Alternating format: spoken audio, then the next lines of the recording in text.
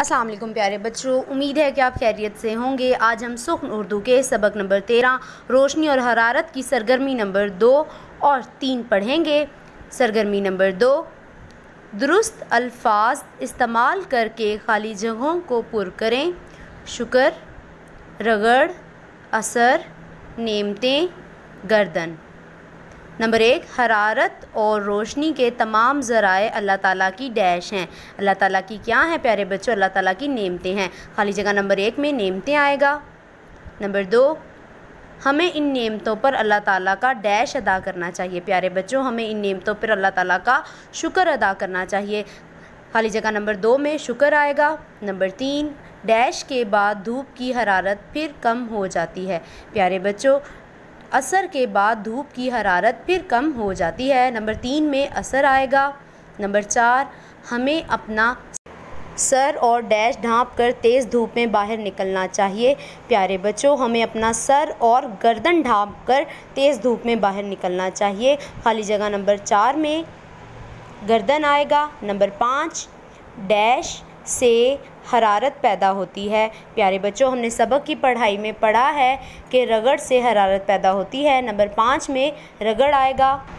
سرگرمی، کیا آپ جانتے ہیں گرامر کی روح سے ہر بامانی لفظ کو کلمہ کہتے ہیں، یا ایسا لفظ جو معنی رکھتا ہو اور اس کا مطلب سننے والے کو سمجھ میں آ جائے کلمہ کہلاتا ہے، جیسے دودھ، پانی، چائے، بسکٹ وغیرہ۔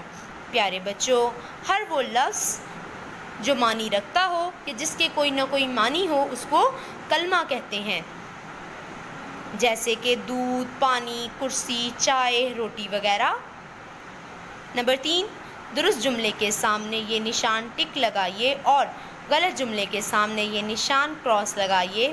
نمبر 1، ہم بجلی سے بھی حرارت حاصل کرتے ہیں۔ پیارے بچوں، ہم نے سبق کی پڑھائی میں پڑھا ہے کہ ہم بجلی سے حرارت اور روشنی حاصل کرتے ہیں، لہٰذا یہ جملہ درست ہے، اس کے سامنے ٹک آئے گا۔ نمبر 2، سوئی گیس روشنی حاصل کرنے کا قدرتی ذریعہ ہے۔ پیارے بچوں، ہم جانتے ہیں کہ سوئی گیس روشنی اور حرارت حاصل کرنے کا قدرتی ذریعہ ہے، لہٰذا یہ جملہ درست ہے، ہم اس کے سامنے ٹک لگائیں گے۔ نمبر 3، ہیٹر حرارت حاصل کرنے کا مصنوعی ذریعہ ہے۔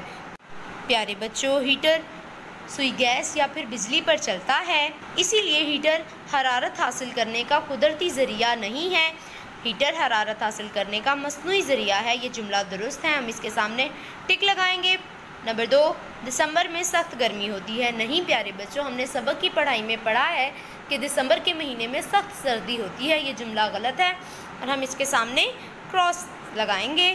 نمبر 5، ماچس کی تیلی کو مسالے پر رگڑنے سے حرارت پیدا ہوتی ہے۔